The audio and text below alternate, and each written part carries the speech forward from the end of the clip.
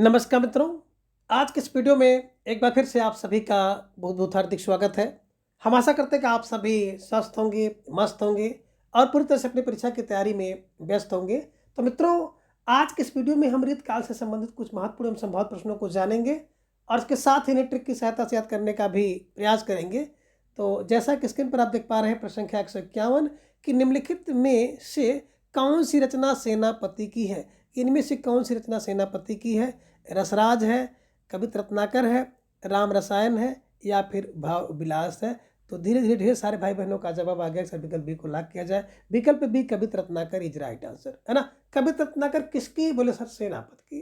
कवित रत्नाकर किसकी रचना है? सेनापत की। ध्यान में रख लीजिएगा। कवित का रत्नाकर कौन है? बोले सेनापति। कवित का रत्नाकर सेनापति, सेनापति का कवित रत्नाकर, ध्यान में रख लीजिएगा। स्टार लगाकर इसे अपने नोटबुक में दर्ज कर लीजिएगा। ठीक है, चलिए।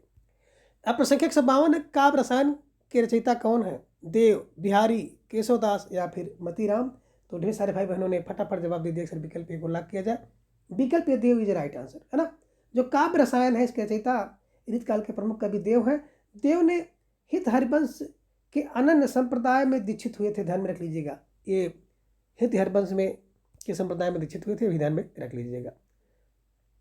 अब प्रश्न संख्या 153 है कि निम्नलिखित में से कौन सा भूषण की रचना नहीं है? शिवा बावनी, रतन बावनी, शिवराज भूषण या फिर छत्रसाल दशक। तो आपको जवाब देना है। प्यारा सा प्रश्न आप सबके स्क्रीन पर है।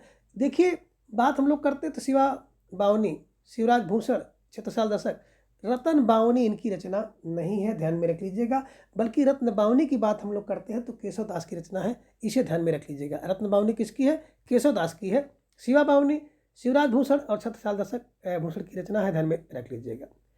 अब प्रश्न संख्या 154 है कि जगत की कविताई के धोखे रहे, हाँ प्रवीणन की मति जात तकी, किसकी पंक्तियां हैं? सोमनाथ की, घनानंद की, रसखान की या फिर ब्रजनाथ की। तो ढेर सारे भाई बहनों का जवाब आ गया। सर विकल्प बी को लॉक किया जाए। विकल्प बी घनानंद की पंक्तियां हैं। जग की कविताएं की धोखा क्या करती है? घनानंद देती है। जग की कविताई के धोखे घनानंद देते हैं, ध्यान में रख लीजिएगा। जग की कविताई के धोखे किसको मिले हैं? घनानंद को मिले हैं। किसकी पंक्ति है? घनानंद की पंक्ति है। ऐसे कुछ क्लू बना करके इसे दिमाग में बैठाना है। ठीक है, चलिए। अब प्रश्न संख्या 155 है कि रीतकालीन कवि बिहारी की कविता को शक्कर की रोटी किसने कहा? विश्वनाथ प्रसाद मिश्र ने कहा, पदम सिंह शर्मा ने कहा, नागेंद्र ने कहा या फिर महेंद्र कुमार ने कहा। तो देखिए, शक्कर की रोटी को कौन कह सकता है? बिहारी की कविता को शक्कर की रोटी तो पदम सिंह शर्मा ने कहा। किसने कहा? पदम सिंह शर्मा ने शक्कर की रोटी कहा। तो शक्कर की रोटी पदम सिंह शर्मा, ध्यान में रखिएगा। स्टार लगाकर फटाफट इसे अपने नोटबुक में दर्ज कर लीजिए। निश्चित रूप से किसी न किसी परीक्षा में जरूर पूछा जाएगा। ठीक है, चलिए। अब प्रश्न संख्या 156 है कि प्रबंध काव्य को वनस्थली और मुक्तक को गुलदस्ता किसने कहा? नागेंद्र ने, हजारी प्रसाद द्विवेदी ने, रामचंद्र शुक्ल ने या फिर नंदुलारे वाजपेयी ने। तो देखिए, प्रबंध काव्य को वनस्थली और मुक्तक को गुलदस्ता राम ने कहा। राम ने कहा। गुलदस्ता किसके लिए? राम ने कहा। रामचंद्र शुक्ल को ध्यान में रख लीजिएगा। ये भी बड़ा महत्वपूर्ण प्रश्न है, निश्चित रूप से किसी न किसी परीक्षा में पूछा जाएगा। प्रश्न संख्या 157 है कि अमी हलाहल मद भरे, श्वेत श्याम रतनार, जियत मरत झुक झुक परत, जय चितवत एक बार। किसकी पंक्ति है? सोमनाथ की, रसलीन की, पद्माकर की, बिहारी की। देखिए, अमी हलाहल मद भरे, व्यक्ति क्या है? अमी हलाहल मद से भरा है। जब कब? जब रस में लीन है। जब व्यक्ति रस में लीन है तो बिल्कुल हलाहल है, मद से भरा है ना। ध्यान में रखिएगा, जब व्यक्ति रस में लीन होता है तो हलाहल होता है, मद भरा होता है। ऐसे क्लू बनाना है और रसलीन की पंक्ति को दिमाग में रख लेना है। अब प्रश्न संख्या 158 है कि रस पीयूष निधि के रचनाकार हैं आचार्य सोमनाथ, चिंतामणि, मतीराम या फिर देव। तो देखिए, रस पीयूष निधि की रचनाकार जो है सोमनाथ है। अब रस पीयूष है, निधि है किसकी? सोमनाथ की। सोमनाथ की रस पीयूष निधि है। रस पीयूष निधि है किसकी? बोले सर सोमनाथ की है। सोमनाथ को ध्यान में रख लीजिएगा। स्टार लगाकर इन्हें अपने नोटबुक में दर्ज कर लीजिएगा। ठीक है, चलिए। अब प्रश्न संख्या 159 है कि प्रेम मार्ग का ऐसा प्रवीण और धीर पथिक तथा जमादानी का ऐसा दावा रखने वाला ब्रजभाषा का दूसरा कवि नहीं हुआ। आचार्य शुक्ल का उक्त कथन किस रीतकालीन कवि के विषय में है? बिहारी के विषय में, देव के विषय में, घनानंद के विषय में या फिर अश्लीन के विषय में, ये राजस्थान लेक्चरर भर्ती परीक्षा 2014 में पूछा गया था। तो बिल्कुल घनानंद के विषय में है। जमादानी क्यों करता है व्यक्ति?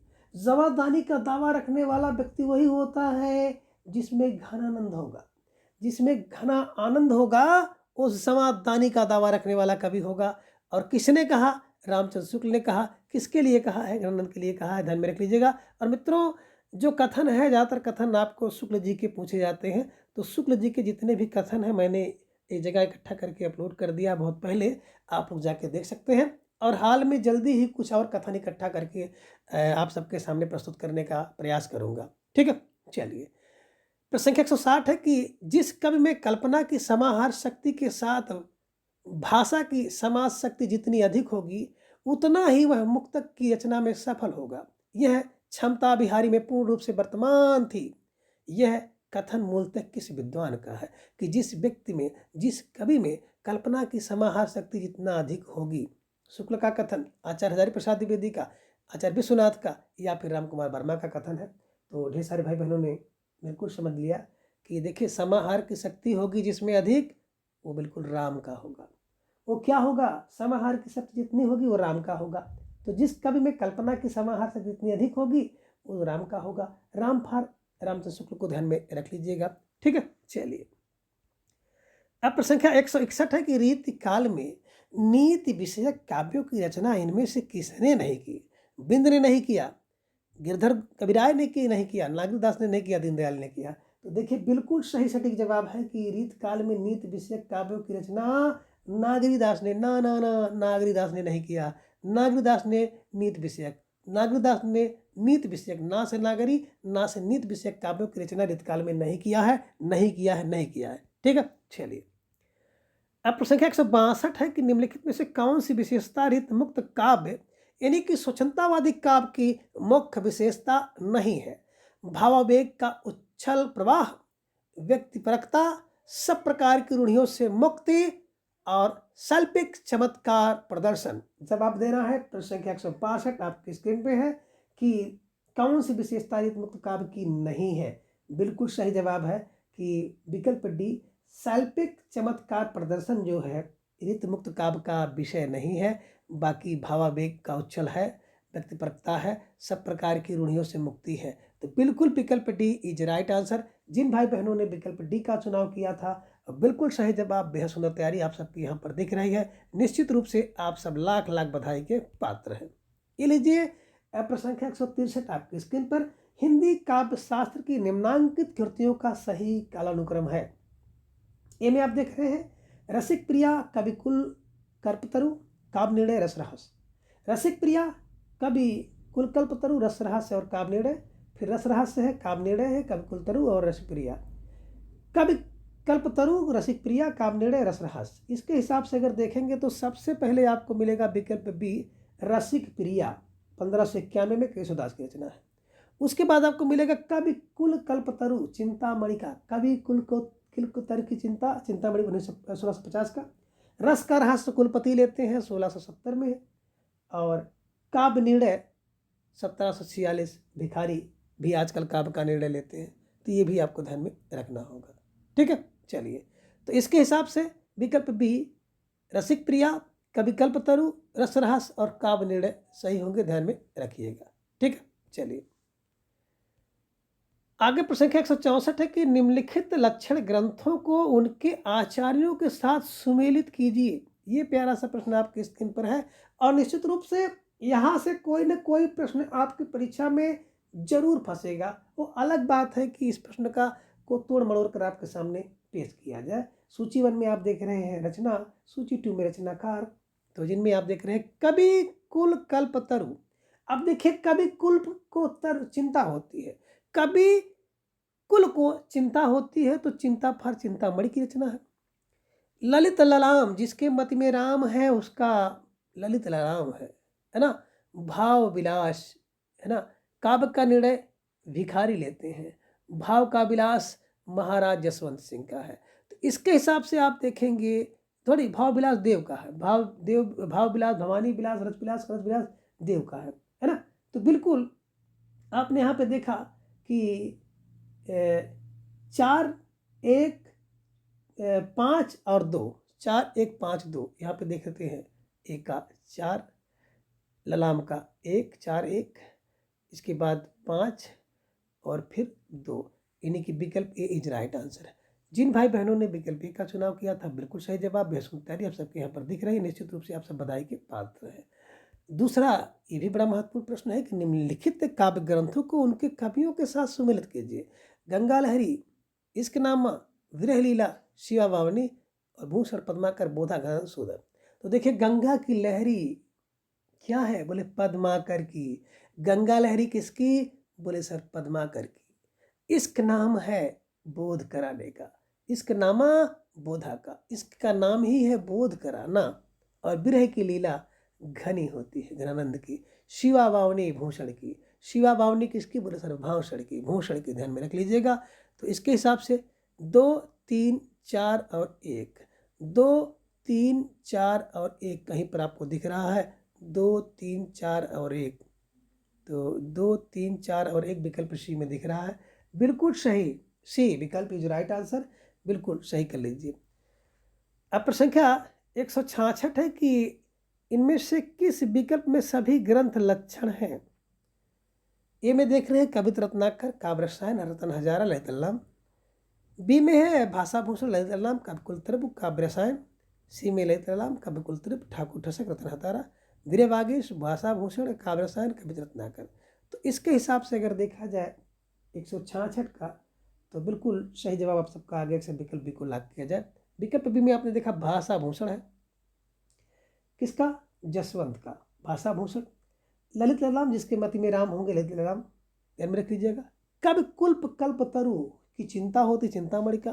काव्य रसायन, बिल्कुल ध्यान में रख लीजिएगा, काव्य रसायन भी आप ध्यान में रख लीजिएगा, अभी आपको मैंने बताया था, तो ध्यान में रख लीजिएगा।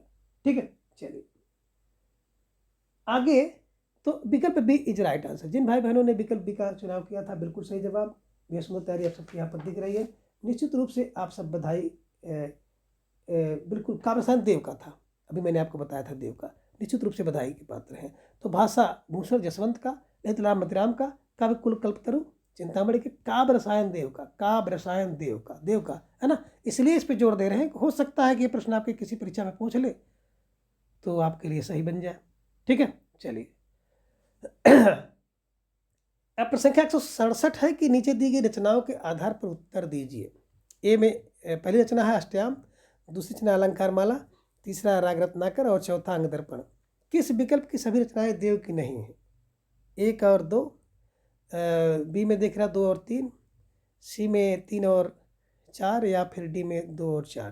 तो देखिए किसकी रचना पूछी गई है? देव की रचना नहीं है। तो आप ध्यान में रख लीजिएगा देव की रचना कौन सी नहीं है। अंग दर्पण नहीं है, ध्यान में रख लीजिएगा, और अंग दर्पण एक तो नहीं है। दूसरा यहाँ पे देख सकते हैं अलंकार माला नहीं।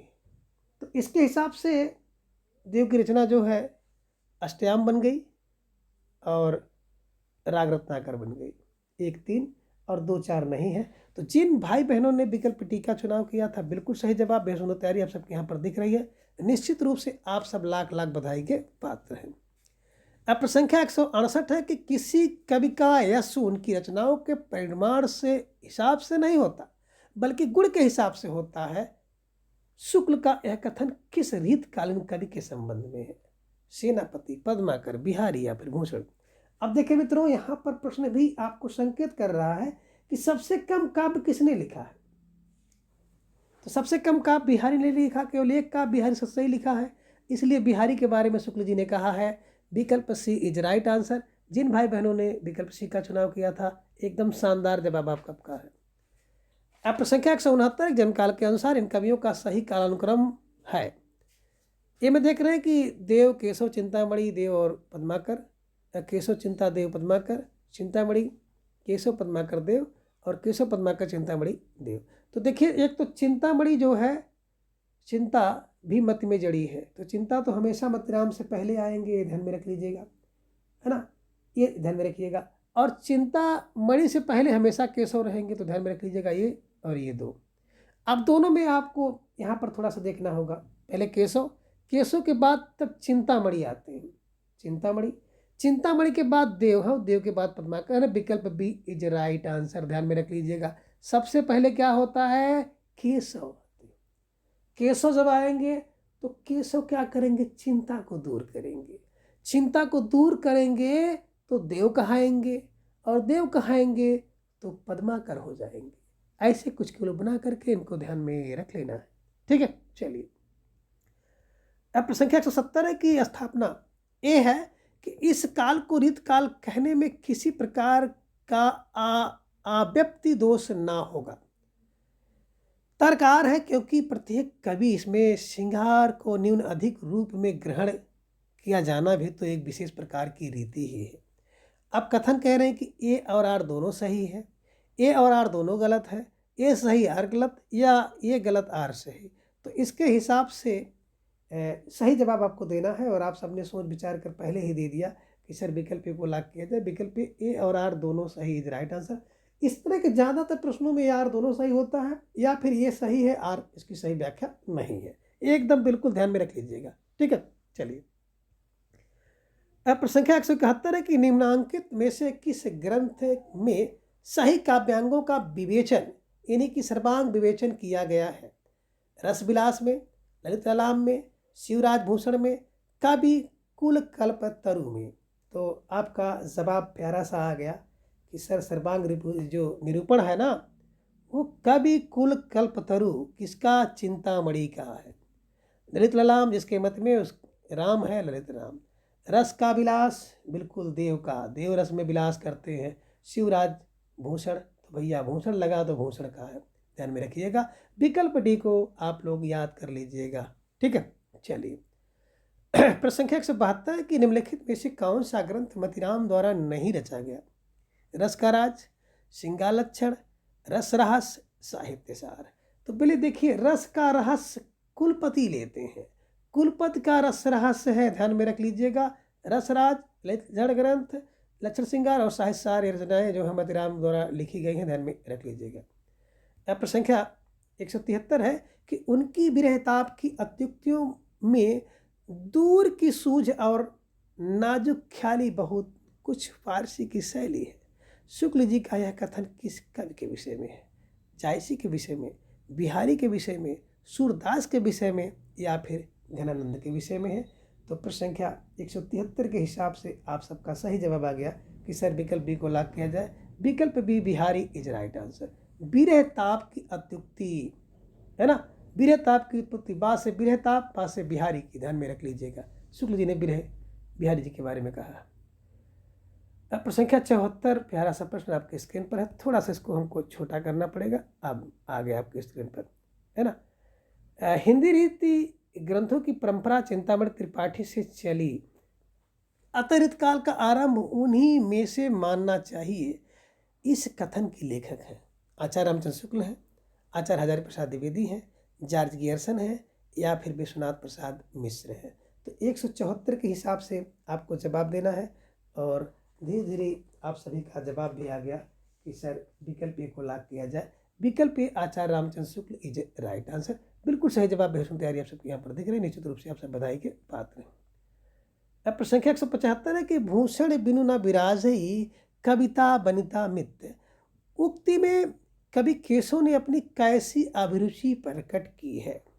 अलंकार प्रियता, रसिकता, प्रभुता प्रियता, या भक्त की आकुलता।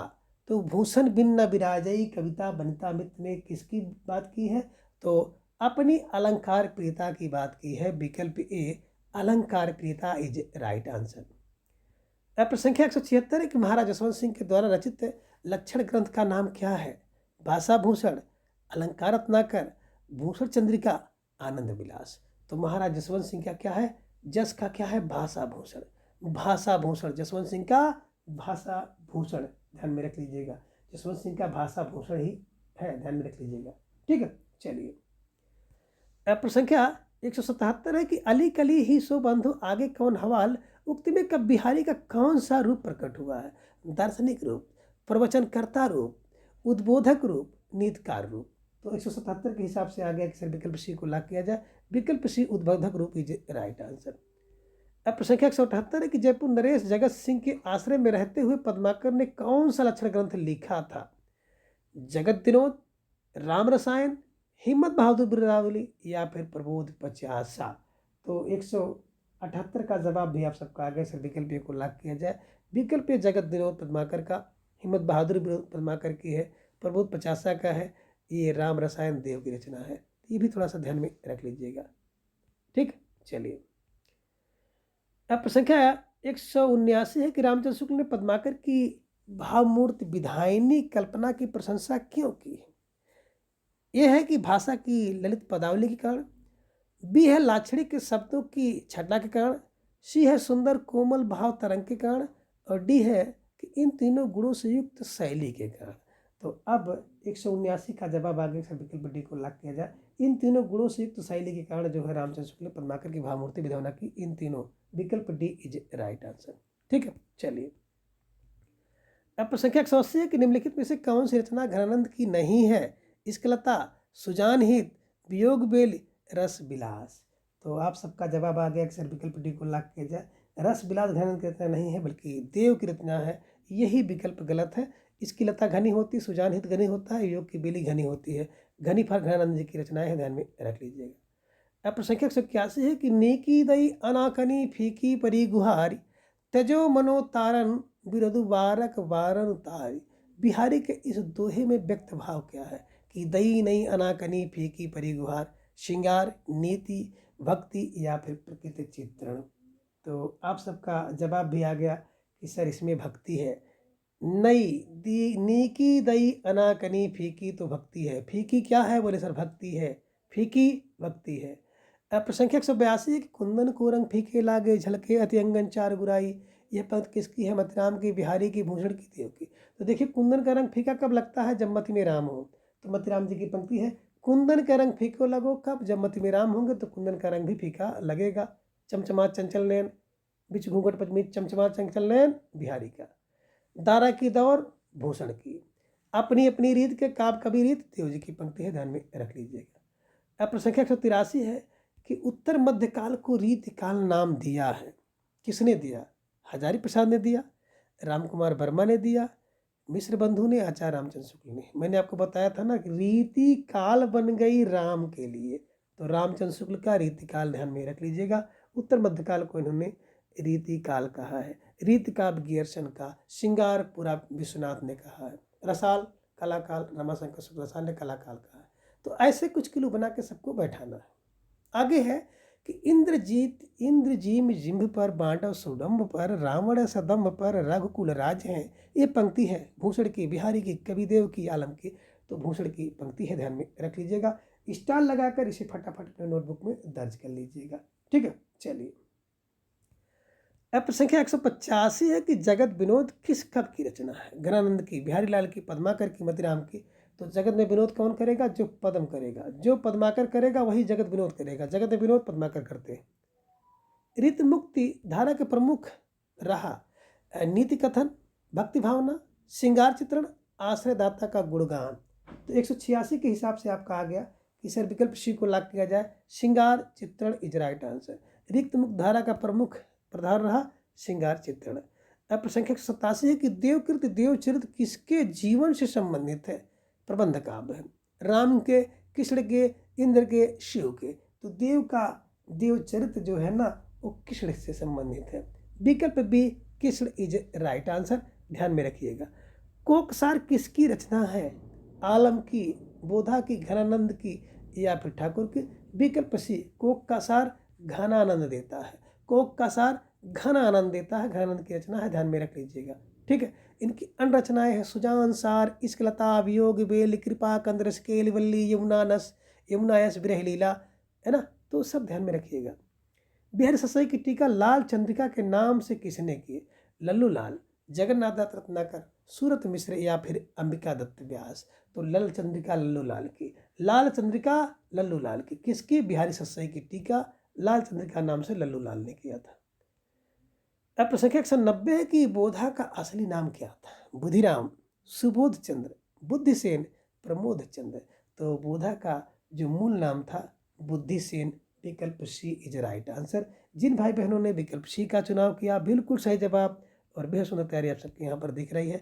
निश्चित रूप से आप सब लाख लाख बधाई के पात्र हैं। और मित्रों, आपकी संख्या दिन प्रतिदिन बढ़ रही है, बहुत अच्छा लग रहा है। निश्चित रूप से अब आप सबके लिए अच्छे से अच्छा करने की बिल्कुल भावना, इच्छा मेरे अंदर उमड़ रही है। आप लोग जुड़िए, सुबह 7 बजे जुड़िए, मेरे साथ जुड़ करके अपनी तैयारी को जांचिए, परीक्षा मजबूत करिए। ठीक है, चलिए। तो रस कविता को अंग भूषण है भूषण सकल, काव्य के संदर्भ में यह पंक्ति किसकी है? तो 191 हिसाब से बिकार देव कह रहे हैं कि देव की है, भूषण की है, भिखारी दास की है या फिर केशव की है। तो विकल्प सी भिखारी दास इज राइट आंसर। अब प्रसंख्या 192 कि निम्न में से कौन सा सुमेलित नहीं है? कवि रत्नाकर सेनापति का सुमेलित नहीं है, छंदसार भूषण का सुमेलित नहीं है, साहित्यसार मतिराम का या फिर गंगा लहरी पद्माकर की। तो ढेर सारे भाई बहनों ने जवाब दे दिया कि सर छंदसार जो है ये भूषण का नहीं है बल्कि ये मतिराम की रचना है। छंदसार जो है भूषण का नहीं बल्कि मतिराम। अगर मत में राम है तो छंद का सार आप समझ में जाएगा। विकल्प बी इज राइट आंसर। अब प्रसंख्या 193 है कि बिहारी की भाषा चलती होने पर भी साहित्यिक है। यह कथन किसका है कि चलती है इसके बाद भी साहित्यिक भाषा है? डॉक्टर नागेंद्र ने कहा, बच्चन सिंह ने कहा, हजारी प्रसाद द्विवेदी ने कहा या फिर रामचंद्र शुक्ल ने कहा। तो ढेर सारे भाई बहनों ने इसका जवाब दे दिया कि सर ये तो शुक्ल ही कह सकते हैं। चलती है, बिहारी की भाषा चलती है राम की कृपा से। रामचंद्र शुक्ल की कृपा ध्यान में रख लीजिएगा। ठीक है, चलिए। अब प्रसंख्या 194 है कि श्रृंगार लतिका के रचयिता कौन है? तुझदेव, चिंतामणि देव या फिर रत्नाकर। तो ढेर सारे भाई बहनों ने इसका जवाब दे दिया कि श्रृंगार लतिका के जो रचयिता हैं विकल्प द्विजदेव इज राइट आंसर। श्रृंगार की लतिका देव की है, श्रृंगार की लतिका देव की है, ध्यान में रख लीजिएगा। और प्रसंख्या 195 है कि रामचंद्रिका का रचना काल क्या है? 1501, 1601, 1801, 1701। तो रामचंद्रिका ध्यान में रखिएगा 1601 में केशव दास द्वारा लिखी गई थी। ऐसा माना जाता है केशव दास ने रामचंद्रिका की रचना तुलसीदास के रामचरितमानस की स्पर्धा में एक ही रात में पूरा किया। आचार्य विश्वनाथ मिश्र, डॉक्टर नागेंद्र और गणपति गुप्त ने केशवदास को हिंदी में रीत काव्य का प्रवर्तक माना है। ये भी ध्यान में आप रख लीजिएगा। ठीक है, चलिए। अब प्रसंख्या 196 है कि महाराज जसवंत सिंह ने भाषा भूषण की रचना किस ग्रंथ के आधार पर की? चंद्रालोक, साहित्य दर्पण, धन्यालोक, शिवराज भूषण। तो देखिए, महाराज जसवंत सिंह ने भूषण लिखा। क्या लिखा? भाषा भूषण। अब भाषा भूषण किसके बोले? सर चंद्रमा के आलोक में लिखा। चंद्रमा के आलोक में लिखा यानी कि चंद्रालोक के आधार पर लिखा था। तो भाषा भूषण चंद्रमा के आलोक में लिखा। चंद्रालोक ध्यान में रख लीजिएगा। अब प्रसंख्या 197 के निम्न में कौन सा सही सुमेलित नहीं है? रसविलास देव का, कवि प्रिया केशव की, गंगा लहरी रत्नाकर की या फिर लहरीलाम मतिराम की। तो देखिए, गंगा लहरी जो आप देख रहे हैं यहाँ पे रत्नाकर नहीं बल्कि पद्माकर होना चाहिए था, यही सुमेलित नहीं है। विकल्प सी। तो विकल्प सी इज राइट आंसर। अब प्रसंख्या 198 की नैन नचाए कही मुस्काए लला फिर आई हो खेलन होरी पंक्ति किस कवि द्वारा रचित है? देखिए, नैन नचा करके होली खेलने की बात कौन करेगा? जिसको होली खेलना बहुत पसंद होगा। अब रसलीन है, रत्नाकर है, पद्माकर है या फिर बिहारी है। तो प्रसंख्या 198 का विकल्प सी आ गया कि सर पद्माकर की है। और पद्माकर जी को फाग या होली बहुत पसंद था। तो जिसको होली पसंद है वो होली की बात वही कहता है। पद्माकर को ध्यान में रखिएगा। सेनापति ऋतुवर्णन में प्रसिद्ध थे, ध्यान में रख लीजिएगा। तो ऐसे कुछ क्लू बना करके आपको ध्यान में रखिएगा। ठीक है, चलिए। अब प्रसंख्या 199 है कि निम्न में कौन सा कवि रीत मुक्ति नहीं है? बोधा, आलम, ठाकुर, सेनापति। तो 8 शेर धन देके बोधा द्विजदेव की रीत से मुक्ति हो गया। इस ट्रिक में कहीं पर भी सेनापति का नाम नहीं है, इसलिए विकल्प डी सेनापति इज राइट आंसर। ठीक है, जिन भाई बहनों ने सेनापति का चुनाव किया था बिल्कुल सही जवाब। बेसुध तैयारी आप सबके यहाँ पर दिख रही है। निश्चित रूप से आप सब बधाई के पात्र हैं। अब प्रसंख्या 200 कि बिहारी ने करीब कितने दोहे लिखे? 2000, 5000, 8500 या फिर 700। तो बिहारी सत सही का मतलब ही होता है, बिहारी की रचना है बिहारी सत। सत माने 100, सत माने 7, सही माने 700। तो विकल्प डी 700। 713 मिलता है, 719 मिलता है, 717 और 721 मिलता है। फिलहाल सबसे प्रमाणिक जो है 713 रचना ध्यान में रख लीजिएगा। बिहारी ने करीब कितने दोहे लिखे? तो बिहारी सत सही आप जान ही रहे हैं, सत सही माने 700। तो जिन भाई बहनों ने विकल्प डी का चुनाव किया था, बिल्कुल सही जवाब। बेहद तैयारी आप सबके यहाँ पर दिख रही है, निश्चित रूप से आप सब बधाई के पात्र हैं। तो मित्रों, आज के इस वीडियो में बस इतना। अगली वीडियो में मिलते हैं इसके अगले भाग के साथ। तब तक के लिए आप सभी अपना बेहद ख्याल रखें और अपना अधिक से अधिक समय अपने अध्ययन पर लगाएं। अपना प्रेम स्नेह विश्वास इस तरह से चैनल पर बनाए रखें। और हाँ, प्रत्येक दिन सुबह 7 बजे आप हमारे साथ जुड़ करके अपनी तैयारी को जांचिए, परखिए और मजबूत करिए। धन्यवाद, नमस्कार, बाय बाय।